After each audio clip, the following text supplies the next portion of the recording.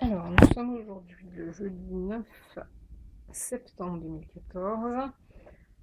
Je ne sais pas quelle heure il est, en tout cas à 15h30, plus ou moins, plus ou moins. J'avance dans le livre des psaumes.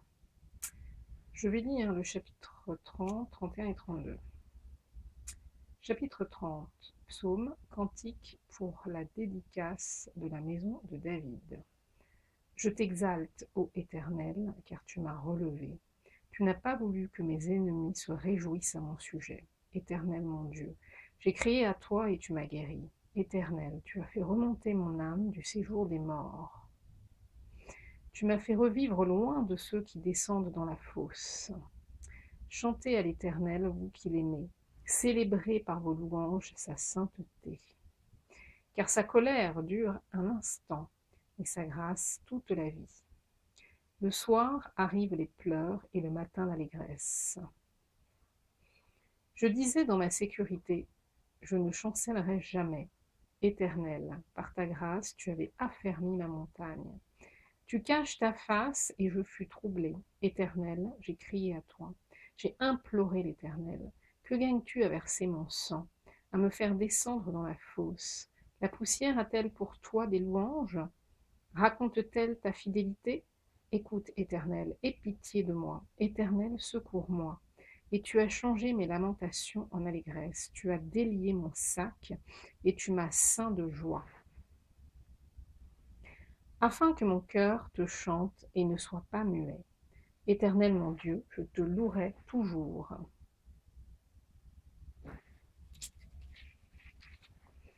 Chapitre 31.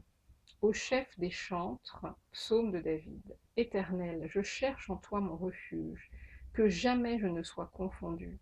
Délivre-moi dans ta justice, incline vers moi ton oreille.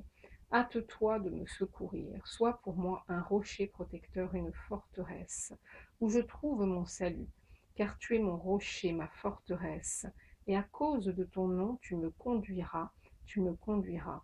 Tu me feras sortir du filet qu'ils m'ont tendu, car tu es mon protecteur. Tu remets mon esprit entre tes mains. Tu me délivres, Éternel, Dieu de vérité. Je hais ceux qui s'attachent à de vaines idoles, et je me confie en l'Éternel. Je serai par ta grâce dans l'allégresse et dans la joie, car tu vois ma misère. Tu sais les angoisses de mon âme, et tu ne me livreras pas aux mains de l'ennemi. Tu mettras mes pieds au large. Aie pitié de moi, Éternel, car je suis dans la détresse. J'ai le visage, l'âme et le corps usés par le chagrin. Ma vie se consume dans la douleur et mes années dans les soupirs. Ma force est épuisée à cause de mon iniquité et mes os dépérissent. Tous mes adversaires m'ont tendu un objet d'opprobre, de grand opprobre pour mes voisins et de terreur pour mes amis. Ceux qui me voient dehors s'enfuient loin de moi. Je suis oublié des cœurs comme un mort, je suis comme un vase brisé.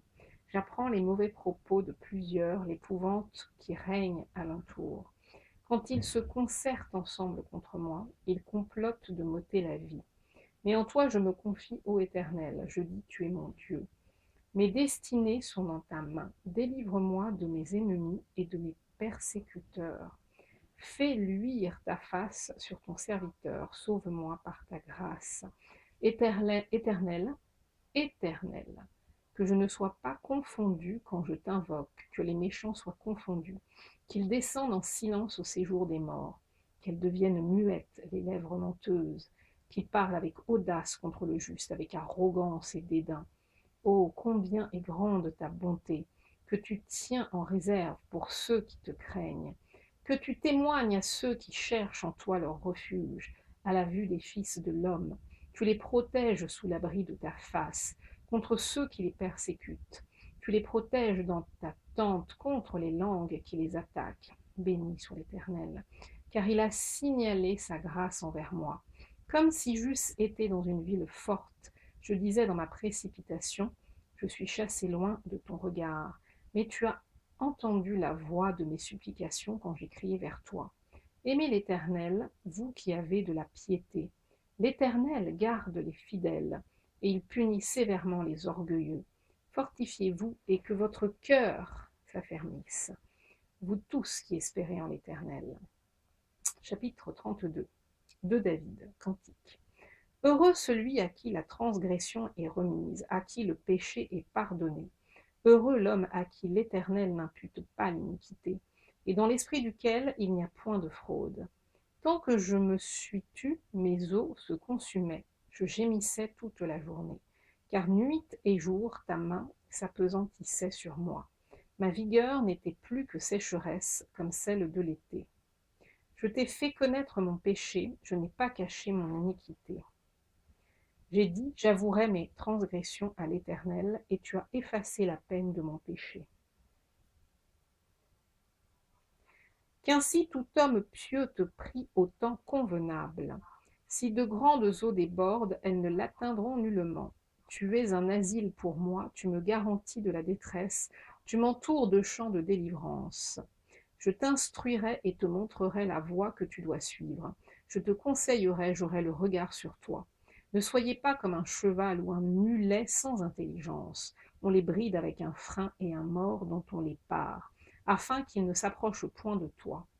Beaucoup de douleurs sont la part du méchant, mais celui qui se confie en l'Éternel est environné de sa grâce. Juste réjouissez-vous en l'Éternel et soyez dans l'allégresse. Poussez des cris de joie, vous tous qui êtes droits de cœur. On va s'arrêter là.